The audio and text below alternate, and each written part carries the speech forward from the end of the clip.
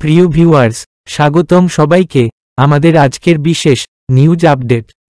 আপনারা জানেন, বাংলাদেশে প্রতিদিন ঘটছে নানা ধরনের ঘটনা, আর আমরা আছি সেই সব খবর আপনার কাছে সবার আগে পৌঁছে দিতে। তো চলুন, আজ 10ই সেপ্টেম্বর 2024 বাংলাদেশের রাজনীতিতে বেশ কিছু গুরুত্বপূর্ণ খবর ঘটছে। দেশের সাম্প্রতিক ঘটনাবলীর মধ্যে ড মুহাম্মদ ইউনূসের নেতৃত্বাধীন অন্তর্বর্তীকালীন সরকারের 1 মাস পূর্ণ হয়েছে।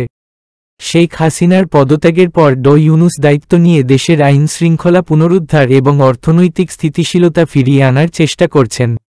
যদিও কিছু অগ্রগতি হয়েছে, দেশের বিভিন্ন অংশে এখনও রাজনৈতিক সহিংসতা ও আইনশৃঙ্খলা পরিস্থিতি নিয়ন্ত্রণে চ্যালেঞ্জ রয়েছে।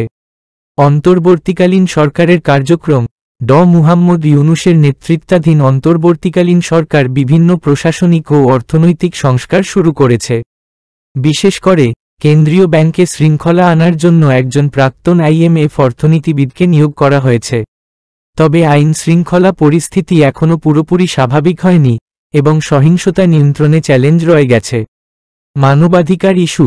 মানবাধিকার লঙ্ঘনের অভিযোগে আন্তর্জাতিক মহল থেকে চাপ বাড়ছে।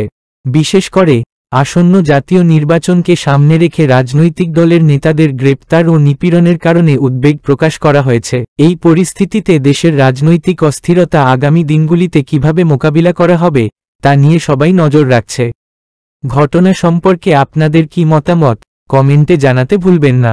আরও আপডেট পেতে চ্যানেলটি সাবস্ক্রাইব করুন এবং পাশের বেল আইকনটি চাপুন যাতে কোনো খবর মিস না করেন। ধন্যবাদ, দেখা হবে পরের ভিডিওতে।